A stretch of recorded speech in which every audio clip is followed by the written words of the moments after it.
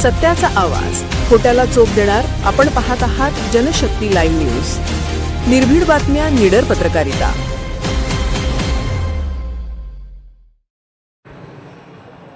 वळसंग येथे मोहरमचा पारंपरिक ताबूत विसर्जन सोहळा उत्साहात संपन्न. वळसंग तालुका, जत जिल्हा सांगली. जत तालुक्यातील वळसंग येथे मोहरम उत्सवानिमित्त पारंपरिक पद्धतीने ताबूत विसर्जन सोहळा आज अत्यंत उत्साहपूर्ण आणि भक्तिमय वातावरणात संपन्न झाला.